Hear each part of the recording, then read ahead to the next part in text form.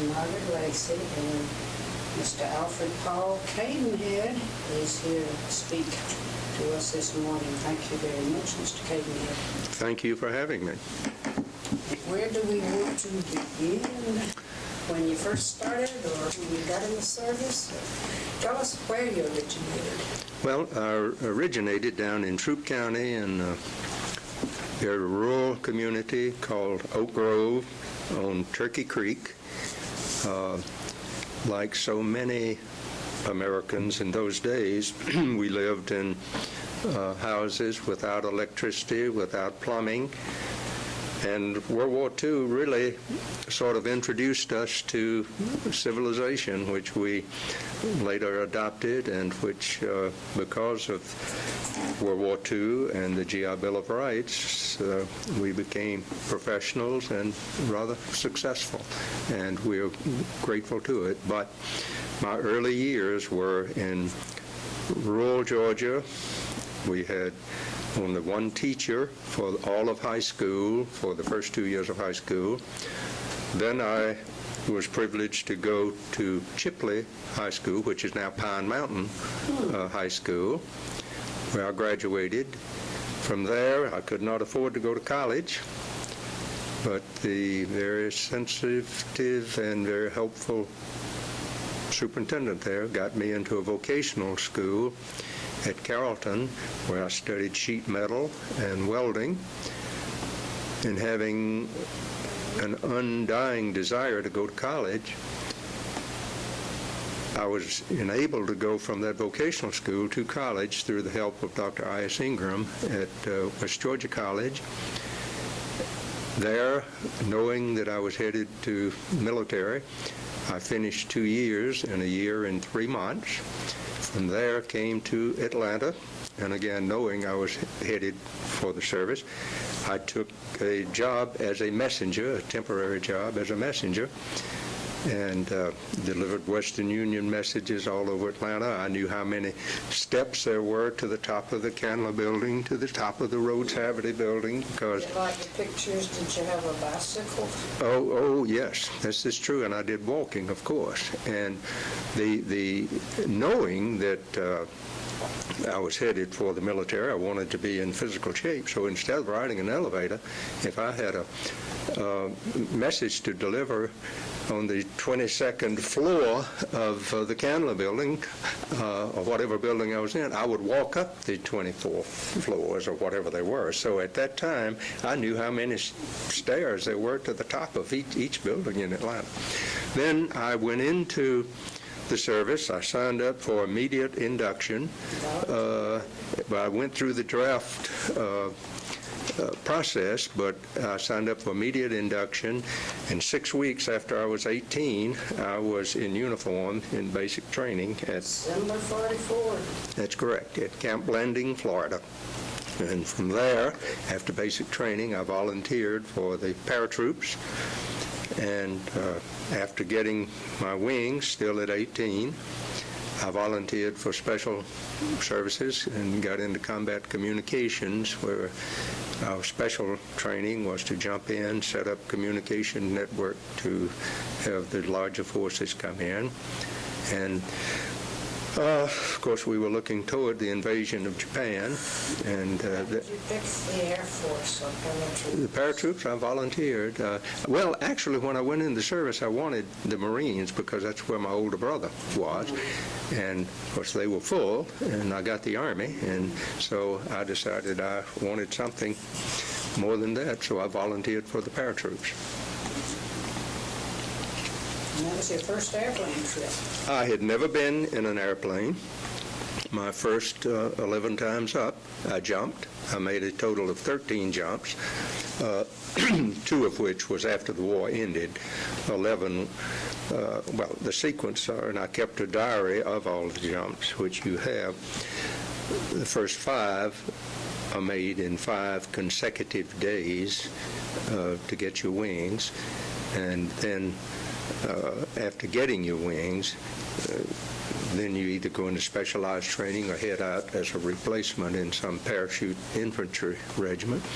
I got into specialized training, made 6 more jumps there in the combat communications, and those were the heavy ones. Those were ones where you would jump with 100 pounds tied to you of communication equipment, and with simulated combat situations. They differed from the qualifying jumps, because there all you did was make the jumps. Then the interesting thing, I think, and shows how many of us were saved, my 11th jump was on August 8th, 1945, and it was a simulated invasion jump into Japan, and it was pretty horrible. Artillery, live machine gun fire, all of that you would expect in actual combat, even though it was simulated. That was on August 8th. Providentially, on August 9th, the second atomic bomb dropped on Nagasaki, and instead of invading Japan, I cooled my heels in Fort Bragg, North Carolina, just waiting to be discharged. So My heels would have been bad. it was the casualty rate of the invasion of Japan would have been horrible, and therefore, at any time I hear President Harry Truman being criticized for dropping that second bomb, I stage a defense for him as if he were a client, and I am defending him. I agree. But it was interesting, and it opened up many doors. As I said, I grew up in rural surroundings, and through the GI Bill, when I came out of the service, I was able to attend Emory Law School, and what there is known as the classes of World War II veterans, because all of us who entered then were older. We were not fresh out of college. We had a lot of experiences. I graduated there and adopted Atlanta, and Atlanta adopted me, and I've had a very happy and successful career as a lawyer, and I attribute it all to my service in World War II and the avenues created through the GI Bill. Do you think that had an influence on your choice later of going into law? Oh, it did, yes. Interestingly, on some of my jumps, when we would have nothing to do at night out in the wilderness, I would stick a law book in my pack, and I would study it while I was out there. I had just an undying dream of becoming a lawyer that I thought was impossible. But You still wanted it. I did, and I've always said, and I think statistics will sustain this, that instead of an expense to the government, the GI Bill was a tremendous investment. Because if you take my case only, just think how many times over I have repaid in taxes the cost that it took to get me through law school. And if you multiply that by the millions of others like me, it doesn't take much imagination to see that the government made a wise investment in elevating persons like myself from poverty into successful and contributing citizens. That's true. It's so true. How much traveling did you do while you were in the military? Not an awful lot because of the specialized training. I went to to Camp Blanding for basic training. From there, I volunteered at the conclusion of that training for the paratroops and was held over. Two of us were held over when our company shipped out. The other one, a fellow named Culpepper, was coming with me to the paratroops, but he washed out in the paratroop training and didn't make it. So I was the only one from our company in basic training to qualify as a paratrooper. So I came to Fort Benning. Then after that, in the specialized training, I went into, I assume it was I'm sure it was an adjunct of Fort Benning, called the Alabama area, and took the specialized training there. And then, as I said, instead of heading to the West Coast for invasion of Japan on August, when the second bomb dropped, I then went to Fort Bragg, North Carolina, and came out of the field into headquarters company, where I had a real soft job there. It was in the headquarters plans and training, where we planned the jumps, and I made only 2 jumps at Fort Bragg. We called them morale jumps up there because the troops were waiting to get out of the service and waiting to be discharged. And if they didn't jump, they got sloppy. And so we in headquarters just called it a morale jump. And we would get together plans and make jumps. And we made 2. I made 2 in that scenario, for a total of 13 jumps. You said 100 pounds of, I guess that was a communication. Yes, we had. How did that work? Well, we had 3 persons to a station, and at the station you had to have various equipment. You had to have a generator. Then it was done by hand, not by battery, so you had to have a generator. Then you had to have a radio to send out the signal. And then, as might be expected in a jump, you could damage machinery, parts, so you had a spare parts bag. One guy would jump with one guy of the threesome would jump with a generator, one with a radio, one with a spare parts bag, and of course, in addition, you had your own bivouac equipment, your rifle, your ammunition, and all of that strapped on. It was heavy. It was heavy, but it was great training. I wouldn't take anything for having gone through that training. What would you say was the most memorable service-related experience? Well, I'm going to tell you the most memorable, and I don't know why this is the one that comes to my mind in response to that. But after the war was over, and as I say, we were simply waiting to be discharged. I was an enlisted man at that time. I was a sergeant. I later, in the reserves and judge advocate, after I got my law degree, became a first lieutenant. But at this time, at Fort Bragg, I was a sergeant. And my wife then, my girlfriend, well, let me tell you that first, and then you'll understand this. We refused to get married before the war was over. I knew where I was headed, and I was not going to possibly leave a young widow. So we decided, of course, we would not get married until the war was over.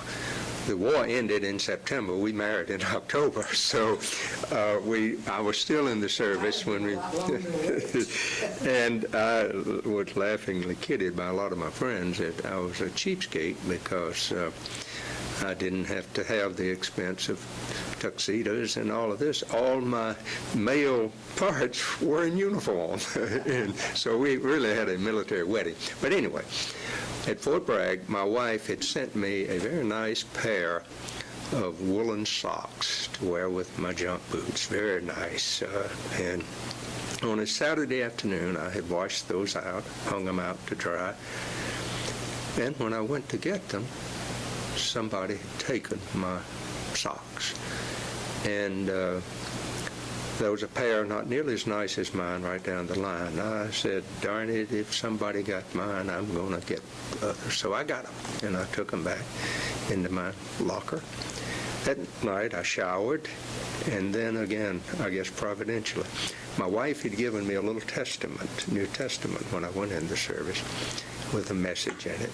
And it accompanied me on every jump and was with me, and water stains and everything on it was with me. Well, that night when I got in my bunk, as was usual, I flipped through and was reading it, and lo and behold, the passage I read was, in effect, if someone steals your coat, give him your cloak also. I was dumbfounded. I closed it, I got up, got those socks, went back out and put them back on the line where I had gotten them, and then got to thinking, that is the way we intervene and stop things. If I stole somebody stole mine, I steal his, they steal, and somewhere you need to stop that. And so I feel that night, that providential reading possibly stopped a chain of theft. So that is a small item, but it's a memorable I'm just one. sorry you didn't get your woolies back. But I didn't get them back. I didn't get them back. The thing, though, let me comment on Atlanta during that time. As I say, I came to Atlanta as a messenger. And perhaps I am emotional and have moods and so forth, but I couldn't help but visualize Atlanta then as the big city that it was compared to where I had come from. And I was very familiar with landmarks like Terminal Station, Union Station, the bus station. And there is an event at Terminal Station that still at times causes me to tremble. My brother, who was in the Marines, was home on leave. I accompanied him to Terminal Station to go back to camp. And we were in the middle of the Pacific hostilities. Terminal Station was like a beehive with uniformed personnel going through the lobby to the trains, and I bade my brother goodbye there as he left to go on the train, and I walked back out on Spring Street, and the thought hit me like a thunderbolt. We may never see each other again. Fortunately, we did. But later in the early 1970s, I believe in 1971 or 2, Terminal Station 1, I believe it was 72, Terminal Station was demolished in what your director here, Franklin Garrett, a dear friend of mine, used to call municipal vandalism when they tore down those buildings. Anyway, they built the federal courthouse there on that site, and as a lawyer, I spent some time in that courthouse. And even today, if I come out of that courthouse, I like to go out on the backside rather than walking back out on Spring Street, because there is a flashback to that moment in my early life and my brother's when I had the sudden realization that we may never see each other again. So that is perhaps cements into my emotions the value. Then the other thing is the bus station. When I was a rookie, inducted out at Fort Mac, and had a weekend pass, my then girlfriend, now my wife of 59 years, came down to Atlanta to see me on Sunday afternoon before we were to ship out. I walked with her back to the Greyhound bus station there on what was then Kane Street, now International Boulevard, and it's closed up. It, by the way, is still standing, but boarded up. Walked back, and I walked with her out to the loading zone. She got on the bus, and she leaned out the window and kissed me goodbye. So that is forever sealed. Then after we married in October of 45, her parents and she drove me back down from Ackworth, where she lived, to catch the train to Fort Bragg. And that train left from Union Station. So I remember Union Station so very, very clearly as I was bidding my new bride goodbye and headed back, fortunately, for Fort Bragg rather than Japan. But those images forever cemented the landmarks of Atlanta in my memory. Powerful memories. They are, and they have motivated me. As you see there from the material, I kept a diary of each jump. And you can see that the first 11, I had never been in an airplane. And on the 12th, I believe it is, you will see that that was my first time landing in a plane. At that time, I had never landed. For 11 times, I had been up and jumped. And on that one, I was, as I recall, assistant jump master, and we jumped what we call a stick, which is a group of paratroopers. We jumped them and went back to get another one, so I landed with the plane when we went back to get the second group. So that was my first landing. And then you will notice on August 8th, 1945, that one was the simulated combat jump. Yep, and after that we of course got a furlough. But you will notice that that was on August 8th, the day before the second bomb dropped. You have your dates straight. I didn't connect it right away. Yeah, we can see why the 9th meant so much to me.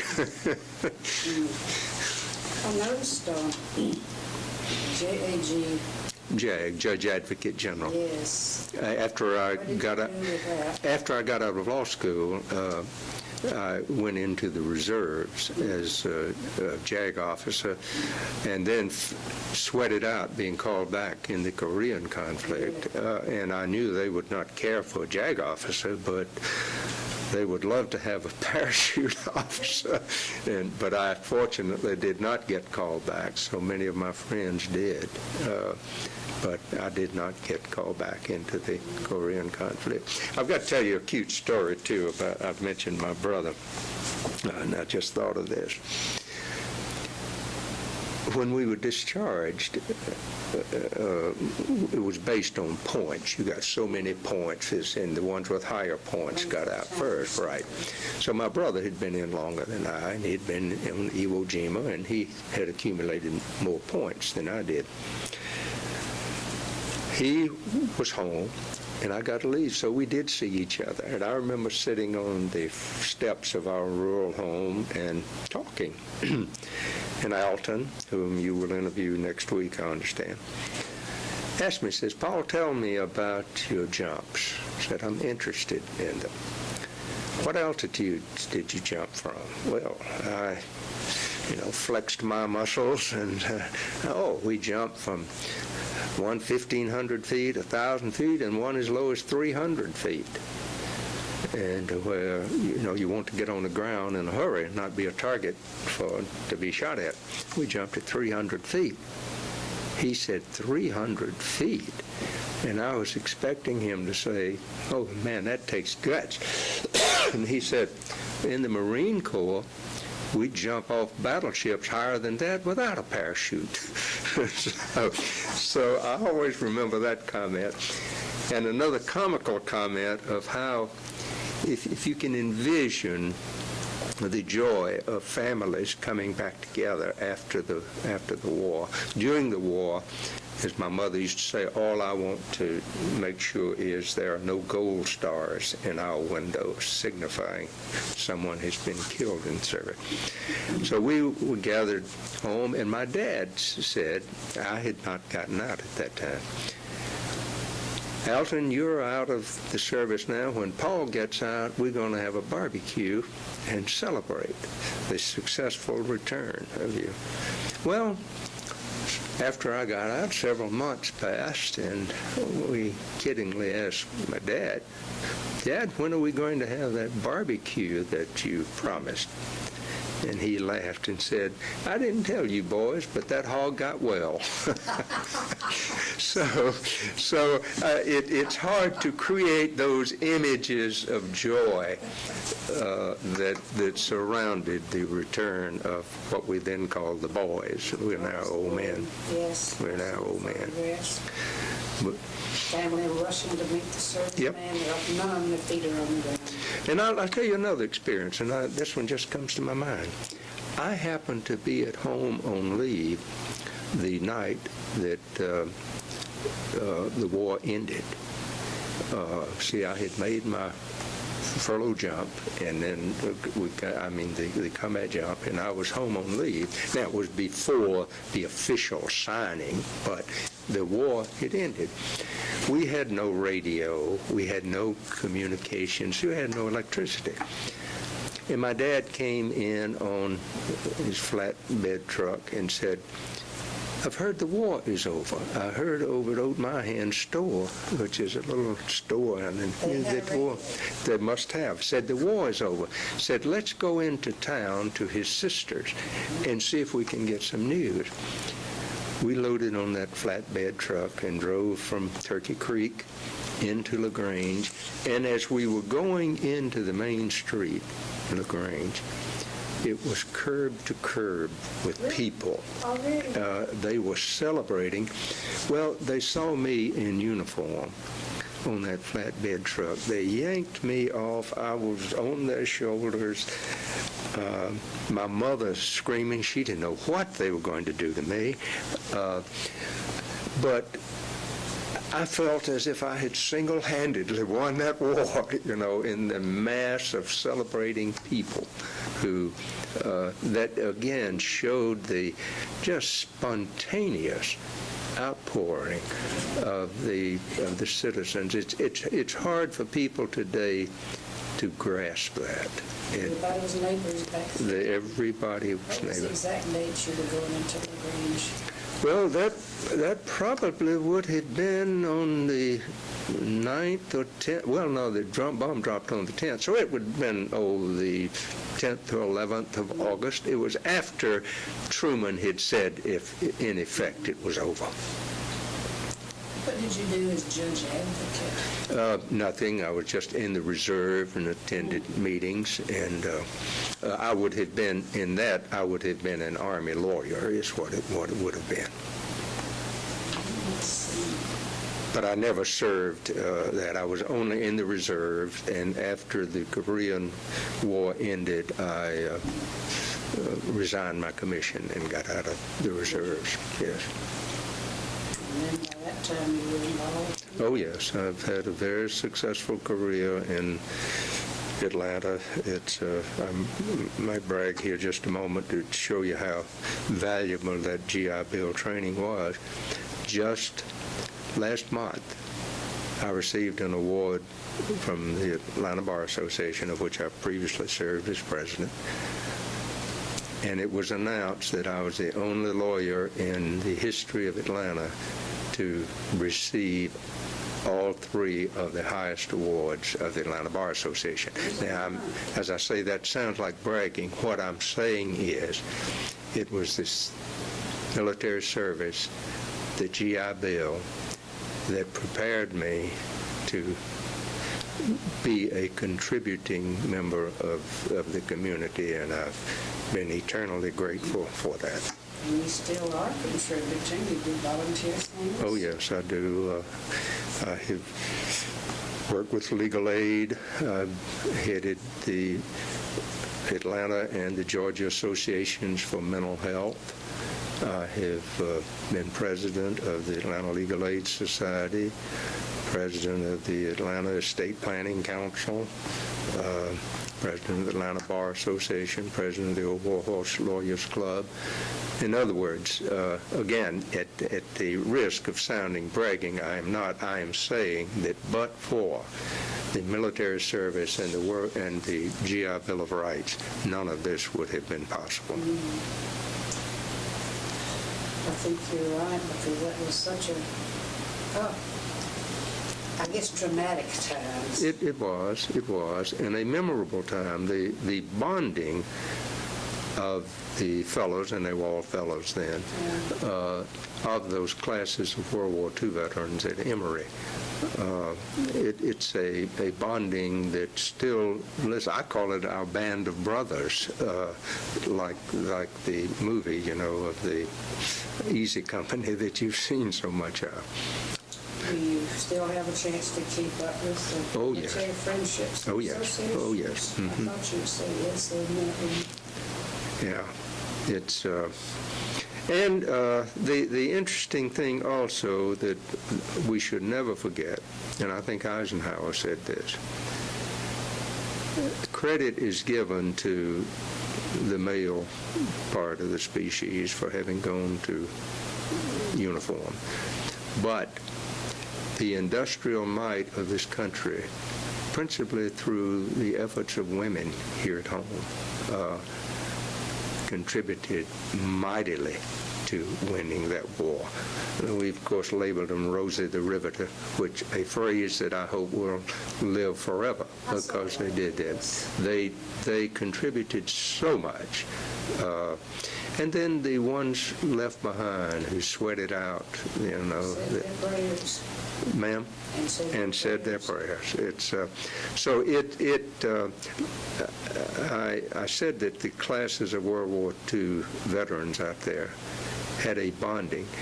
The whole community, the whole nation, the whole city had a bonding that I don't think we will ever see again, but I would like for us, without a war, to have that bonding that the war created. We need that badly. One big family. That's it. And of course, we can't overlook those that didn't come back. So many of my friends didn't come back. Their parents did have gold stars in the window. Some very close friends. Give you an example.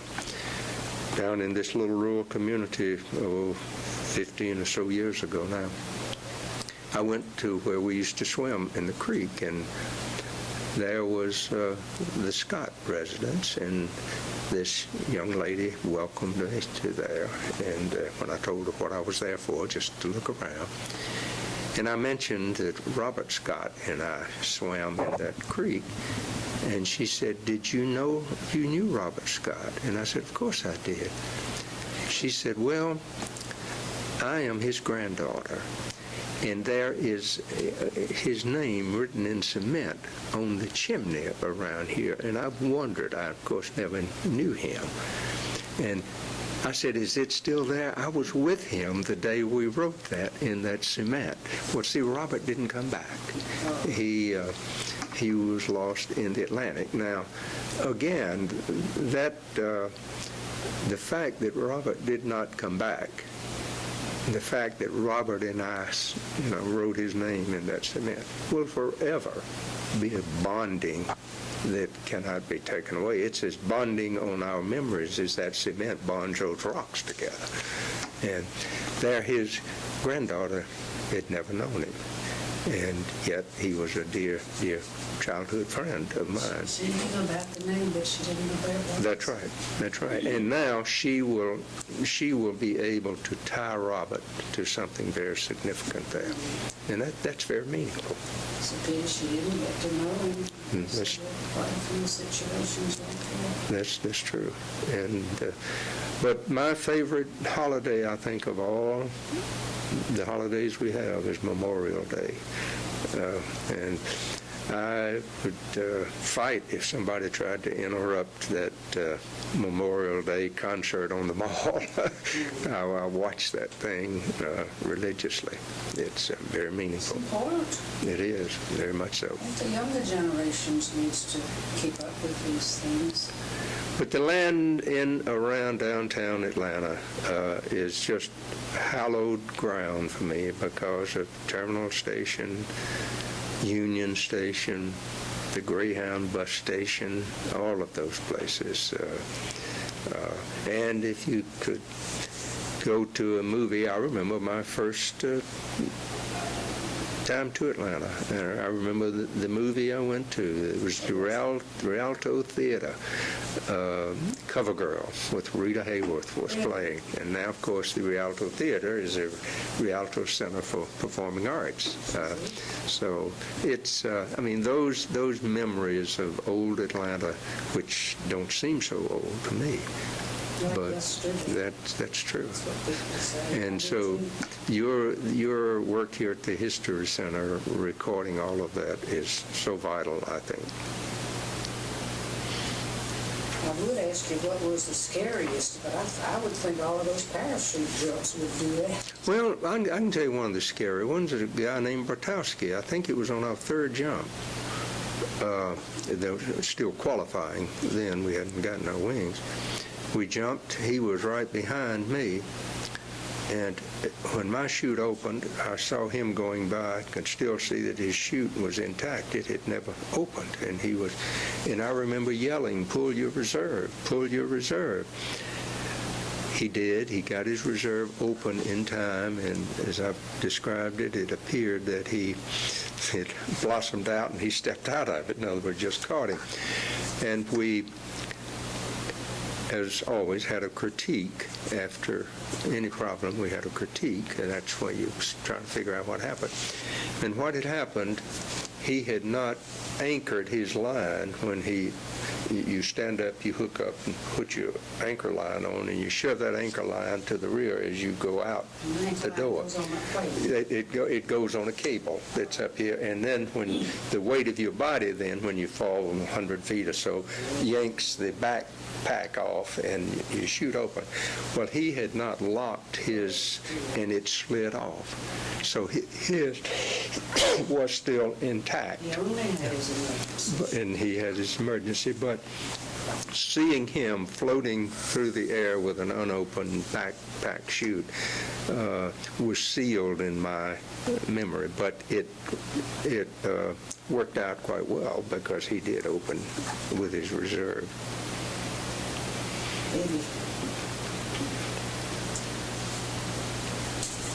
Ask me something. The service ended. I got out in July of '46 at Fort Bragg, North Carolina. You knew what you wanted to do. Oh, since 10 years old, I had known what I wanted to do, but it was impossible to do it, I thought. It wasn't choosing, it was sort of knowing, but how could you know that young? Well, there was an event in 1937 that a rather bad family event that caused me to think that, well, not a family event, an event to my family that caused me to realize that I felt like a lawyer could stop that injustice that was taking place. But I didn't know how lawyers acted. I'd never seen one. But I had read that Abraham Lincoln was admitted to the bar, and being admitted to the bar, you know, was just the epitome of all that could be good, I thought, and I still feel that. And so at 10 years old, I wanted to be a lawyer, and it was impossible. I was going to be a sheet metal worker. I went to sheet metal work. Well, you were not just reading, you were thinking. I was. What the incident was? I don't mind telling you, as I said, because it's not embarrassing. We were sharecroppers, and my dad had. There was some unfairness. There was definitely. My dad had borrowed $50 to be paid when we harvested the crop to buy groceries during the time that we were making the crop. And I remember one night hearing him tell Mother, I wish I could come up with $15 because I agreed to borrow $50 and we've into it 65. So and I couldn't understand why at that age, if he owed 65, why did he just need 15? Well, anyway, one day when we were coming home from school, we had to walk a long ways. We noticed all these black men out in our field. And this creditor, had brought his, quote, hands, which is what we call them, and harvested our entire crop and took it. We didn't get a thing out of in satisfying that debt. And I remember then I was almost 11, but born in 26 and in October of 26, and this was August to September of 37. I remember thinking, a lawyer could stop this. A lawyer, but it didn't. And I have dedicated my career, even though I've been, I think, economically successful, to legal aid, helping others who might be undergoing similar circumstances. But it was a dream born of that 10-year-old that was fulfilled through the GI Bill of Rights. So I am forever indebted to that. And I might add, to bolster my statement, that the GI Bill was such an investment. After I finished, and by the way, I worked and paid every bit of my college because that's how Dr. Ingram got me in. Then my brother, just younger than I, came. He got my jobs. He went on. He then, after that, went to Tech. He became an official with Bell South. Then my brother, just younger, came, did the same thing. He went on, got a PhD, taught at Auburn. My sister came, graduated, had a successful business, and all of us have produced successful 2 PhDs, 2 attorneys, 2 doctors, 2 very successful businessmen. My point is, by virtue of the education we got through the GI Bill, not only affected that generation, it has spread to other generations. And our family could almost be viewed as an example, not of what a family can do, but what education and job opportunities can do through families. That's right. That's correct. So it was a dream that materialized. And I can remember sitting out in the wilderness after parachute jump, reading law things, or trying, again, never thinking that I would be a lawyer. Yeah, you could call that self-trained. Well, you could, but it would be inadequate. It took the GI Bill. The GI Bill was a blessing for this country, and I'm just one example of it. Sure, many that benefited, certainly you known achievers in your family. No question about it. And I believe the things you are doing, preserving this history, will let descendants downstream who are successful realize that their success is largely attributed to events like the GI Bill that made it possible for their ancestors to achieve. So I think the GI Bill in history will be looked upon as one of the nation's greatest investments. You're right. Good things came from that. A couple of the GIs that came back from after seeing a lot of action, they needed that GI Bill to study respite. That's true. In my group, out at Emory, in my group, were those, one guy, he's now dead. He was a West Point graduate, Jeff Tanksley. In his first day in combat, he was a West Point graduate, as I say. In his first day in combat, he lost both legs, one eye, and half of his hand. He married his nurse. He became able to walk with artificial limbs, went on to become a Superior Court judge, very successful. Others were shot down. One is a federal judge who was shot down. He was a prisoner of war and involved in the Great Escape that the movie was made about. He was not in the tunnel digging. He got out another way, but he was able to escape. So, I mean, you've got harrowing experiences. Then my own brother, who was in the invasion of Iwo Jima. See, I saw none of this. Mine was only simulation We had a simulation invasion of Japan, and that was horrible enough. But you realized it was only a simulation. The next one was going to be the real thing. And fortunately for me, the real thing did not evolve. But my dear friends were involved in an awful lot of it, and some, as I say, like Robert Scott, did not come back. They were dramatic times, but they were also, as you said, harrowing times. Very much so. I think people really quite realize that, maybe secondhand. Well, what you're doing in interviewing these people will cause them to realize it. If it hadn't been for the closure like it happened, you would have been. There was no question about it. Harry Truman saved lives. And one of my hobbies has been, and I've practically completed it, is to visit and photograph the grave of every president. Up until last month, I only lacked one. That was Johnson, LBJ, and I'm going to get him this fall. Now, of course, I've got to get Reagan.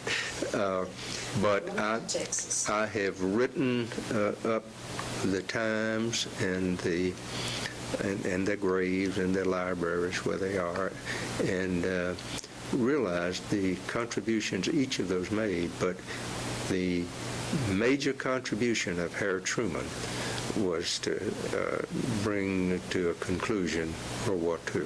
It was no doubt in my mind about that. It was a tough decision, and he did his job. And I've often thought, again, how providential it was that Roosevelt dropped Henry Wallace from the ticket. Wasn't that scary? If he had been president when Roosevelt died, I wonder what would have happened. But Harry Truman was president, and I'm not sure what triggered it that he decided not Wallace. I can't remember what. I can't recall it either. But whatever it was, I look on it as providential, Yes. because Harry Truman was the man for that job. And the interesting thing is when you look back over history to validate what happened. I believe when Harry Truman left office, his approval rating was only about 23 or so %, and now he's looked upon as one of the great presidents. I think, alluding back to the GI Bill, history is going to validate it as one of the greatest investments this country ever made. I firmly believe that. It takes validation of history to determine what's right. And unfortunately, in today's world, it seems that we shoot for what's profitable or what is acceptable today rather than what is profitable or acceptable through history. And Truman, Lincoln, I think they were down on Lincoln too. there's no question about it, no question about it. I was reading a commentary about Harry Truman's decision for it. I shouldn't have gotten that on editorial. I'm sorry. 250,000 lives were estimated saved. I would say at least that, and I would have been one of them. Because we saw estimates of casualties that could be expected in that invasion jump, and it was horrendous. Well, I can, again, memory's quite clear on this. Frequently, when we would make a jump, and going back into the area, you'd slap your buddy on the back and say, "Well, Joe, I see you didn't break a leg today." It was, very, very jovial. But after that simulated invasion jump into Japan, everybody was quiet. We realized, after the horror of what we had just been through, it was only a simulation. The next one was going to be the real thing. And just the atmosphere differed from all the others because we had seen what to expect, and we didn't have to go through that expectation because of Harry Truman. And so he is forever one of my heroes. Forever one of my heroes. He was a hero. He was. And the interesting thing about him, he said happiest election he ever went through was when his battery in World War II elected him captain. The people who knew him best elected him. And to me, that was a sign of real manhood. No, Harry Truman saved thousands of lives, but I feel that he personally saved my life. And so I'm forever grateful to him. You want to talk about your present day activities? Well, they are right now. I'm glad you brought that up. As you know from my discussion, I wanted very badly to be a lawyer, and I prepared for it. And in my thinking, I have evolved into this. There are 3 stages.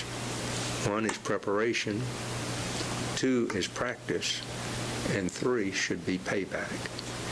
So, for the last 12 years, I go to the office every day. I have not billed a client. Everything I do is pro bono and charity. I say that I am in the payback stage. So instead of just saying how much I thank the GI Bill and thank those who made it possible, Dr. Ingram and the teacher, Miss Janie O'Neill at Chipley, who made it possible for me to go on and get an education. Instead of just thanking them, and instead of replaying that dream in 1937, I have spent the last 12 years of my life in what I call payback for that. And so that's what I do. I attempt to raise money for education. I've assisted in endowing scholarships at law school and in college.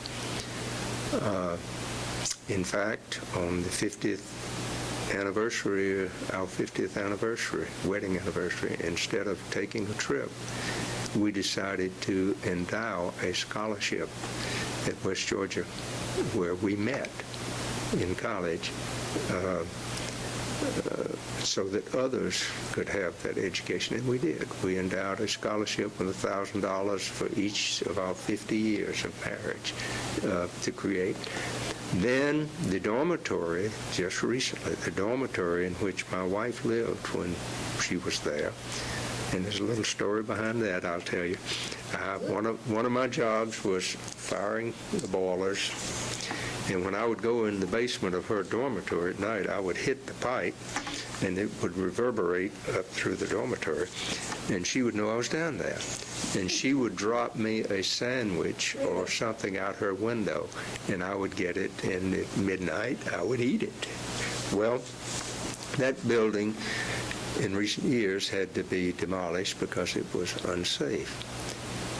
But to keep that is one of the original buildings of then little campus, well, small campus. Now it's over 10,000 students.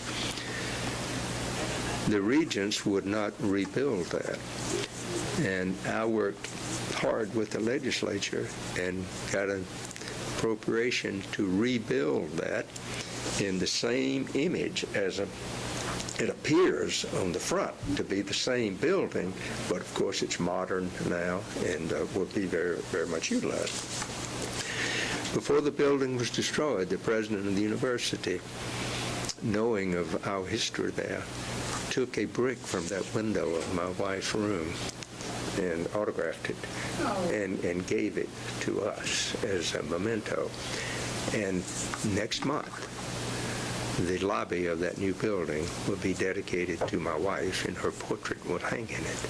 So what I'm saying is, in the last 12 years, I've been engaged in payback, and I intend to keep that up. I think appreciation and gratitude is one of the most wonderful characteristics that a human being has. Well, I have it, and I intend to spend the rest of my professional life doing just that. And again, as I say, I am in the payback mode. Well, I hope you have fun doing it. I do. Because along with all these desperate times, I think there's lots that you enjoy also.